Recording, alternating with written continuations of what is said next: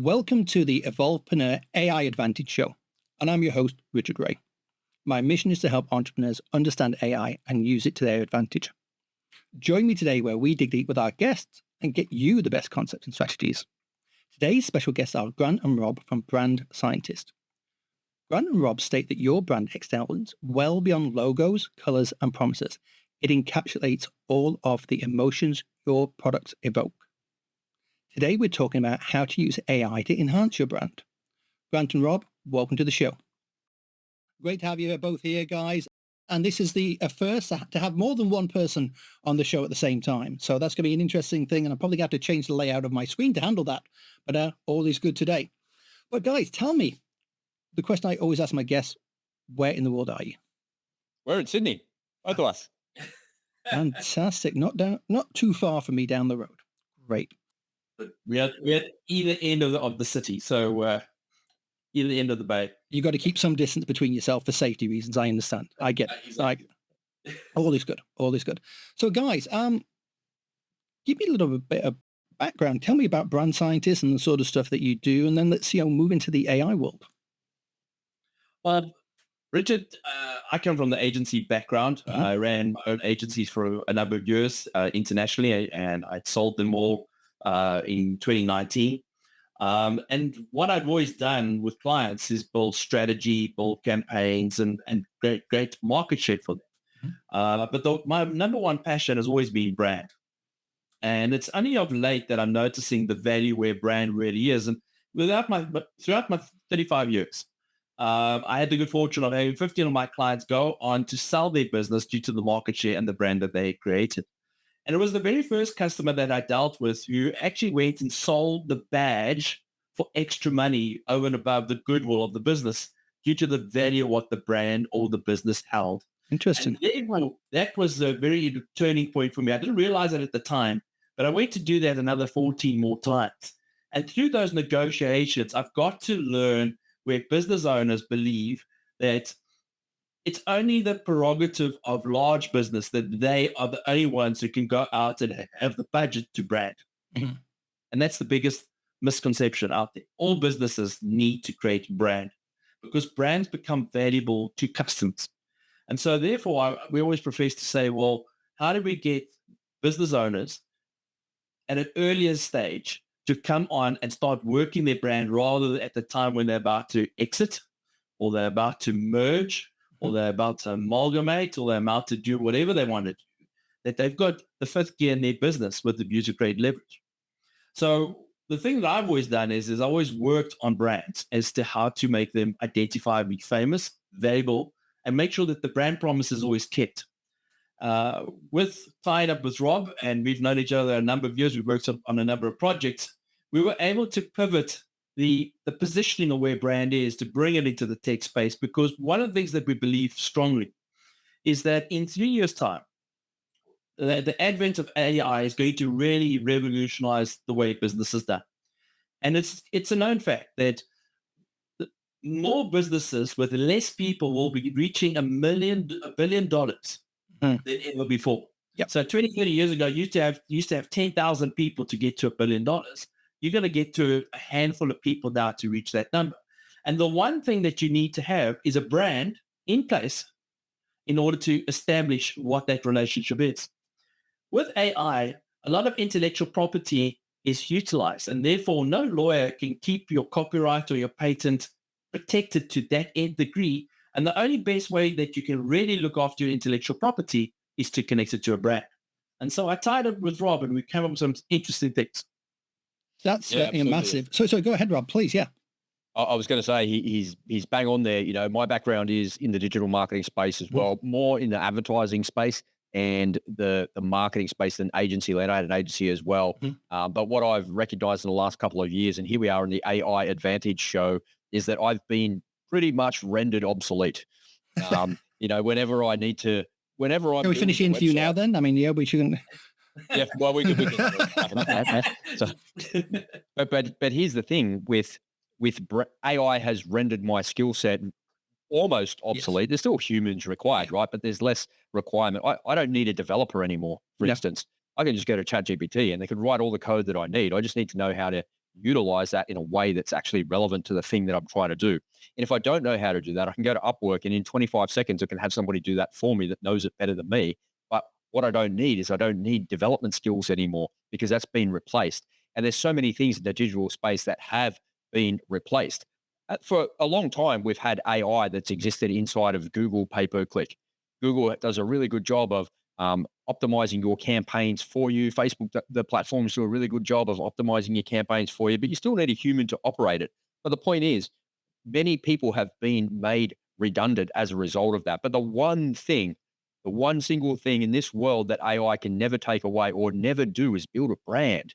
So when Grant said to me, "Hey Rob, why don't we do this brand scientist thing together?" I was like, "Yeah, here's the natural joining of artificial intelligence and branding together. How can we put these two things together to give people a competitive advantage in the market?" And over the last couple of months, we've built some really fantastic tools based around ChatGPT 4 and some other platforms as well, and it's working incredibly well for us. So a lot of your work then, I have to assume, is around the creative side of it and actually coming up with that inspiration of saying, hey, this is the language behind your brand. This is what it evokes, as you say, the emotion. And then you take it to that next level and really help it hit home. How are you using AI to actually take that to the next level, though? So one of the things is that in a business, there are 9 key areas to any particular business. And I've learned the tricks with the view to implement brand throughout those 9 key areas of a business.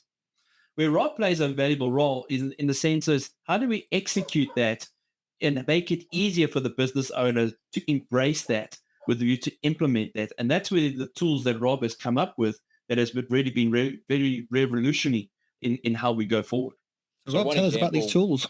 Yeah. So one example would be a practical example. Like anybody could do this. Anybody listening to this or watching this can do this. You can take your competitor's URL. So what people don't do with AI is they don't use it in a new way. They're just using it as a co-pilot in their business to help them write an email or help them to optimize one thing. But what they're not doing is they're not wielding it as a tool that they can use against their competitors. And so what I'm doing here, what I'm about to share with you, is a way that you can do that. So if you take your trusty writing device, whatever writing device you have, and you write down the top 5 things that your website is trying to do. What are you trying to do? What are you trying to sell? What emotion are you trying to evoke? What is it that you want that individual that's looking at your website to do? Do you want them to opt in? Do you want them to click? Do you want them to buy? What is it that you're trying to do? And essentially what's happening at your website is you've got a whole lot of text and images there trying to create their emotions to get them to do something. And when you look at your competitor's website, the large language model will allow you to see exactly what it is that they're doing in relation to those key points. So if I take my competitor's URL and I tip it into ChatGPT and I write myself a command prompt that says, can you analyze this web page or these multiple web page in aggregate? So their homepage, their product pages, their pricing pages, their about us pages, those 4 regular things that everybody has. And you're doing an analysis of that using the large language model. So what is it? What's the emotion they're trying to go for? What are the testimonials saying? Why are they doing that? Who is their market share based on what they're saying? And you can read that as a person, as a human. But I promise you, if I give you one version of that, Richard will read it one way, Grant will read it one way, and Rob will read it one way. And we'll have 3 different interpretations of what they're trying to do. But there's nothing more sophisticated on planet Earth than these large language models, whether that's Pi, whether that's ChatGPT or some other version of AI that you're using, Bard or something like that. They're so sophisticated and they'll all give you similar results. And I've tried this through Bard, through Pi and ChatGPT. When I put that URL in and I pull it out, what's the emotion they're trying to get me to feel there? Well, do they want you to feel excited? Are they trying to build anticipation? What is it they're trying to do? Because if your competitor is doing better than you, because you know that their numbers are bigger than yours, and then you analyze their website and you say, well, they're using the emotion of anticipation and they're using their customer testimonials to build credibility, and I'm lacking emotion and I'm lacking anticipation. If I add some emotion and I add some anticipation to my brand, I can level the playing field because they're here because they're saying this and I'm here. Now, if I just move up those things and add those things to my website, I've leveled the playing field. Now I can use a large language model to compare what I'm saying to what they're saying. Are we evoking the same emotions? Are we bringing the same things to the party? Yes, we are. Okay, now ask it, what can I do to gain a competitive advantage over these guys? Well, here are some things that you might have missed, and it'll suggest half a dozen things. So we built a tool called Einstein, which enables you to optimize your business through the lens of branding. And you can optimize more than 120 different individual line items. If you've got, say, 100 products on your website because you're an e-commerce store, you can take each one of those individual products, run it through the Einstein tool, and it will show you how to optimize more than 30 individual line items in there. And if you could just squeeze a little bit more juice out of that lemon, just another 2 or 3% out of each product, and there's 100 products in there, and you're getting another 200% in cash flow as a result of those little optimization tricks and optimizations, man, why wouldn't you do something like this? I mean, that's an amazing result for such a relatively small amount of effort, realistically. And, that can help all sorts of organizations. Do you have an example, say a golden example of where you've worked with an organization, maybe somebody who's quite small, and it's really taken them to the next level? You don't have to name names, obviously. Yeah, it's not so much about the organizations themselves. It's about the process. And here's the problem. Because there's some big problems associated with all this AI stuff, as you would encounter talking to people all day long about AI. Oh, absolutely. Yeah. So the biggest problem is execution. Is we're already today, how many times have you scrolled in your X feed or in your Instagram feed or your Facebook feed? I've scrolled like hundreds of times today. A few times for sure, yeah.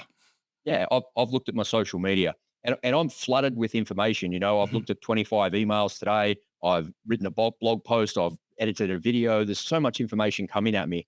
Now I go over and I've dedicated half an hour to time with AI here. Yep. And I get these great action points. I get these fantastic things. And then I go, how am I going to execute?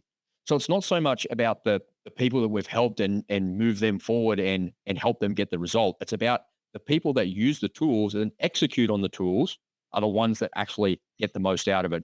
So in our business here at Brand Scientist, we've really got 3 approaches that we take. The first one is a self-serve model. That's Einstein. You can pick up Einstein for $18.95 a month and optimize 120 different aspects of your business. And you can spend a couple of months doing that and helping yourself. So it's at a price point that's really, really manageable for everybody, but you got to go and do something with it. So the second model that we have in our business is a done with you, and then we have a done for you model. Most people are going with a self-serve model, but there's some people that are doing a done with you model as well. And we help them to optimize on the front end and help them to do competitor analysis and then say, okay, this is what you need to do to get it done. Do you want to do it or do you want us to do it for you? And we just move it forward like that. So that's not me trying to be evasive from the question saying who we helped. No, that's absolutely fine. It's all about execution. I mean, it sounds like the classic thing of, somebody can quite happily buy some weights and some running shoes, but if they don't actually put them on or start using them, then, they have wasted their money. Do you see some sort of psychological challenge that people are having in actually making that jump forward? Is there still some inertia in being willing to take on AI, even though you provided a very easy to use tool? So, Richard, one of the things that we've noticed is that when you mention the word brand or branding, people don't understand what it is. So you mentioned some trainers and some weights. Building a brand is like going to gym. You don't go to gym once and then see a difference in your body. You've got to go to the gym 5 times a week, and you go there 4 times, 4 weeks in a month, and a couple of months, and then you start to see a little bit of a difference. And that's the same that goes basically for a brand. But when you look at, for example, to understand the advantage and to understand competitive advantage, this is when AI can play a role. When you feel that there's just no more options in the category or the competitor or the competition that you have within your business, this is the chance that you have within your team, your management team, your customer experience, where you can find what we call the blue ocean, in the sense of how to implement. Now, I use the word blue ocean very subtly, in the sense that blue ocean doesn't mean it's always just easy peasy. It's expensive, it's time consuming, and it's risky. So therefore things need to be tested.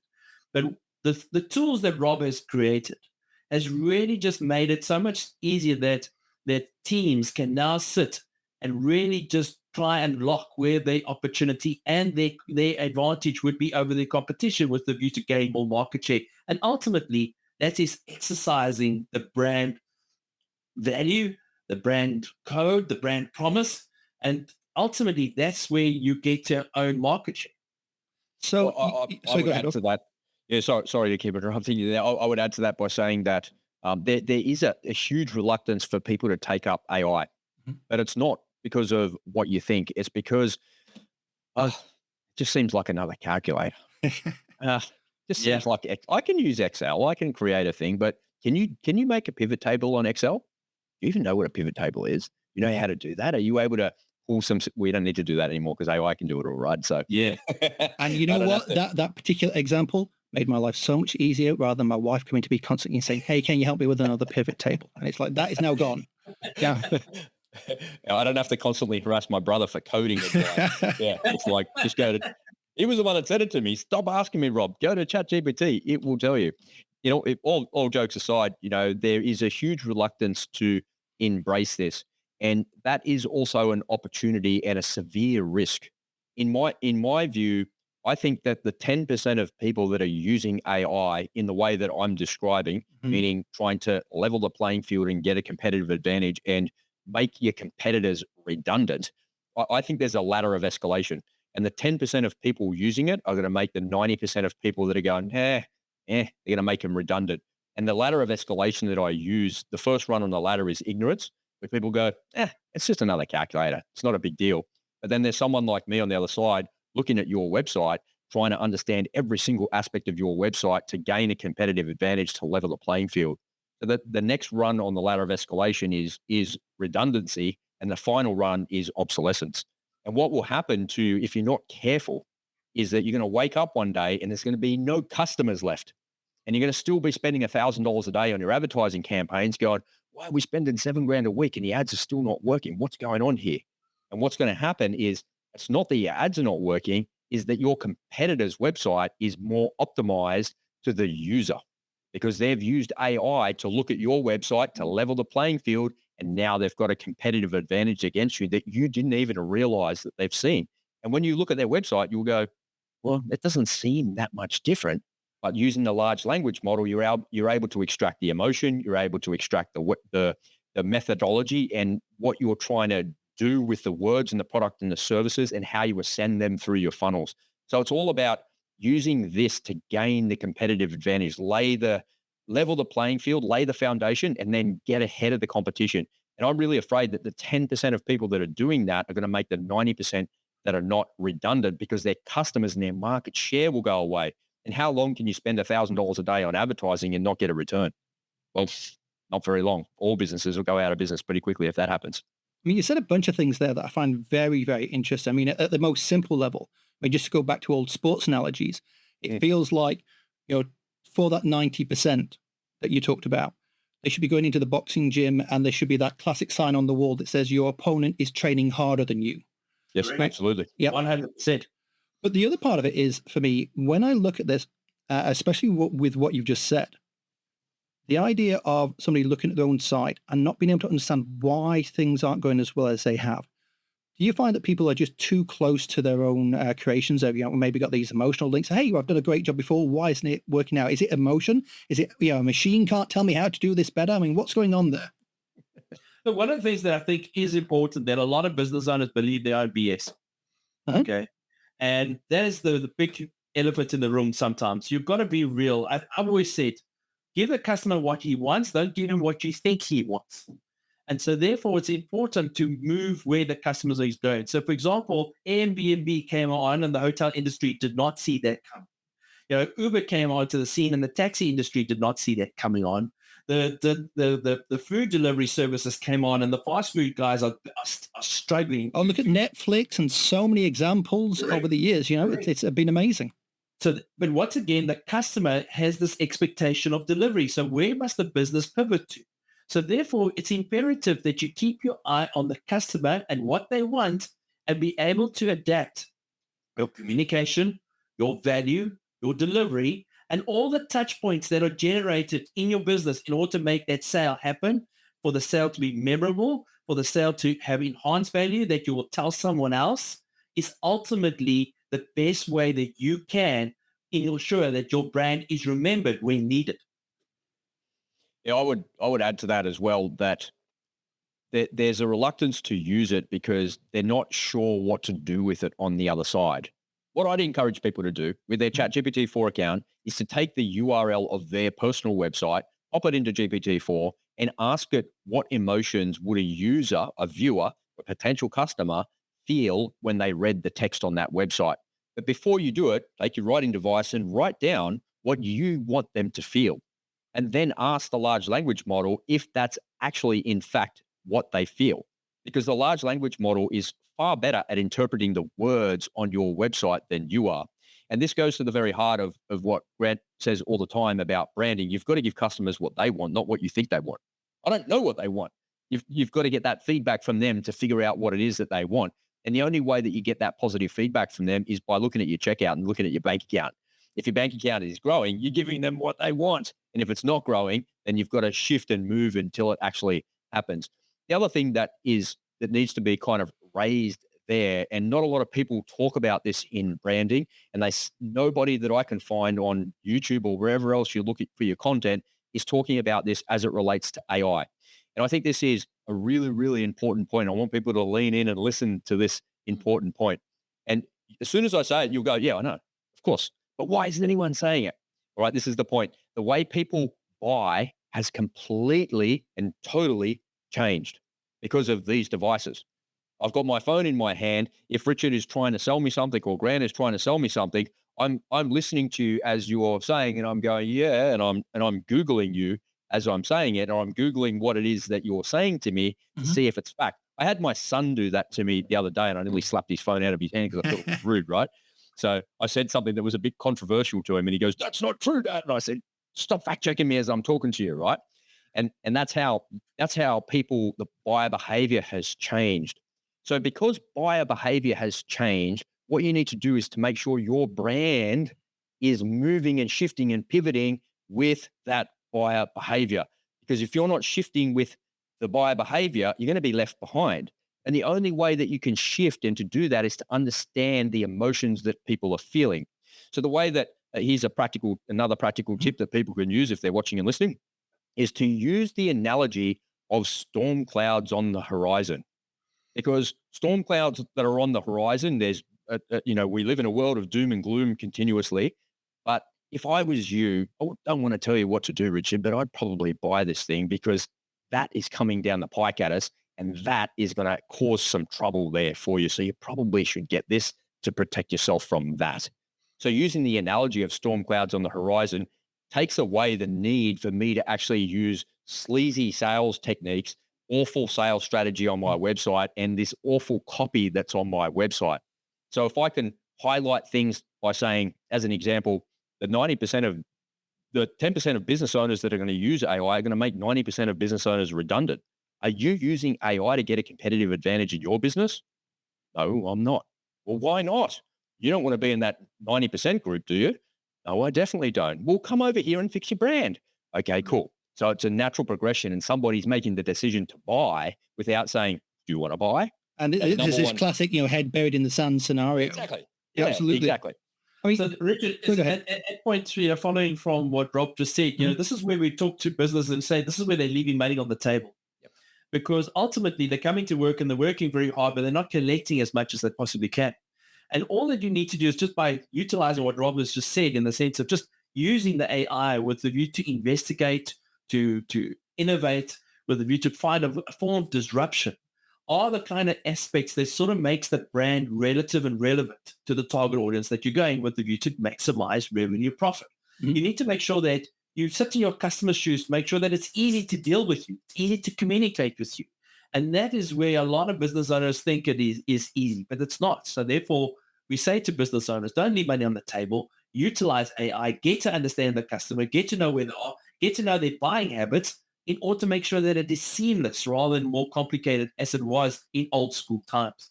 I mean, Grant, one of the things I'll say here is, everything I've heard from you guys today does lead to one of the classic marketing lines of "eye line is buy line." If people can't see the product, they're never going to buy it. It's as simple as that. And I think, Rob, some of the things that you're talking about on the psychological side of why people are buying things, aren't buying things, is very interesting too. I think there's certainly a question there about, what are the new skill sets that people will need to develop to be part of that 10% going forward. But just going to the customers, the people that you focus on, how do you think they're changing now? And how do you think they're going to change over this next 3-year period that you're talking about? Because we've gone from, even just in the last 5 years, the amount of information you're hit with. I mean, Rob, you were talking about it. You're scrolling through your various social medias. You're bombarded with information. What are going to be the changes that you have to take into account, and how do you think that the consumer is going to change themselves? You want to go into that, Grant? I think the consumer is getting more and more educated by the day, by the week, and it's mainly from the people's children. People's children are sort of leading the way as to how to do things. Like Rob's just had an example right now. I think what's important is that customers are using technology with the view to get the best answer. They're using technology with the view to get the delivery to come home. They're using the technology with the view to look at the reviews to make the best decision. They're not going out to touch and feel like they used to. So therefore, they want to be able to get it. If it doesn't work, they want to be able to resend it back with the view of making sure that they have a fluid service at the end of the day. Should they not, they will move on to something else. We live in an age where we've only got the attention span literally of like 4.5 seconds before our finger flicks onto something else. So therefore, we've got to find that with that amount of time, we've got to be that much on point with the view of what we say and the value we bring and the name that we give it. I would come from a different angle, from an approach. So Grant's talking about from the business approach. Mm-hmm. I'll talk about it from the internal approach. So when I'm working in a business, so if you're listening to this or you're watching this podcast right now and you're working for somebody else, you're in shaky ground. Boys and girls, you're in big trouble. Doesn't matter where you are. Doesn't matter what job you've got. It doesn't matter if you're working for someone else or you're working in your own business, you will be replaced. Your skills are no longer required. It's an unfortunate fact. Imagine if you went to medical school and you were a doctor and it took you 10 years to get through your internship and then suddenly you became a cardiac specialist and it took you another 5 years of work. It's taken you 15 years of study to get there. And now you're going to finally go on your surgeon's course. It takes you 3 years to get through that. It's 20 years worth of work. But then I put the slides of somebody's blood in front of AI and the AI can tell better what's wrong with somebody and their cardiac problem faster than any doctor in human history. That doctor's been replaced. Yeah. There was a competition that was run a couple of years ago that what they had were 10 board certified doctors. And if you could build an AI that could beat all 10 board certified doctors in one go, you'd win $1 million. It didn't exist then. It exists now. The technology has caught up. Whoever would have thought that the people that were going to be made redundant first were artists? My head just like explodes. Well, that's one of those classic things where people have said for years, the sort of people that will always have jobs are, and no more artists. Wow. That was probably one of the most amazing things for me that I saw personally. And so that's what I mean. You're going to be made redundant. So you and I and Grant, we can list like 100 jobs now. Absolutely. That are going to go away. Coders, bye-bye coding. No more coding required. No more mathematics required. No more physics required. No more electrical engineering required. No, actually, no more engineering required because I can just put it into the CAD program, feed it to the AI, and it'll do it for me. No more designing required. No more website design required. Definitely no more copywriting. That's gone the way of the dodo. There's hundreds of jobs that are going away. And for me, it's really important that people know about that. I'm trying to shout this from the rooftops to as many people as I can because you end up with this thing that I call normalcy bias. You get used to what is actually normal. You get used to the crazy political discourse in society and you're like, oh, it's just like dogs barking or white noise in the background, right? And you get this normalcy bias where people keep saying, AI is going to replace us. There's redundancy everywhere. Oh my God, we're going to go away. What's going to happen? And people are like, yeah, that's never going to happen to me. But then the graphic designers go, man, I went to graphic design school for like 4 years. And now people just go to Midjourney and create things 100,000 times better than I could ever hope to create for myself. So you're on shaky ground. So I think the most important thing that you can do as an individual, and I'm using the storm clouds on the horizon here, right? The most important thing that you can do is right now, pivot. Now, don't wait. Now, you have to do it right now. There is no more normalcy bias or optimism bias.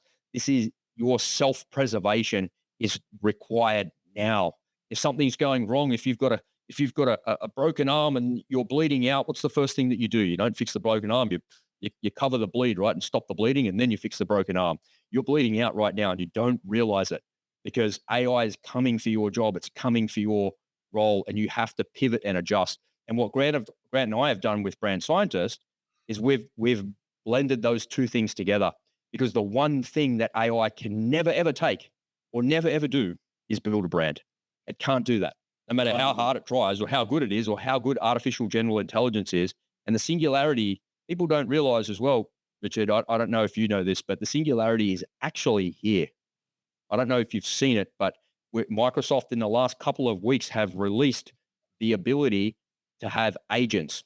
And so now I can plug into the OpenAI, to my backend API via OpenAI, and I can create 5 or 6 versions of ChatGPT and get all 5 or 6 of them talking to each other. So I could have my own digital marketing agency. I've done that exactly within ChatGPT itself and created characters. I mean, my alter ego Pix actually has a video out there now where he is saying, hey, I've created this whole group of people working within my company. Now you could actually take him and pick him up and put him on a website, that alter ego, and then you could create Rob's alter ego and Grant's alter ego, and they're separate iterations of ChatGPT. Yeah. And then you can say, Richard's the podcast host, Rob's the tech guy, and Grant's the branding guy. Now you're the podcast host and you want to do the interview. You could get your little avatar to interview our little avatars. And then you could get it transcribed and the voice transcription done, and you and I are replaced as podcasters. Well, Rob, I'll tell you one example that hit me, and this is something that really surprised me. I created this set of characters, and there was a marketing person, there was somebody who was a social media expert, and so on and so forth. And I said, hey, team meeting, how do we go after this type of customer? And one of the characters actually asked the other character, what's your opinion? It's creepy, hey? Yeah. That was like, oh, wow.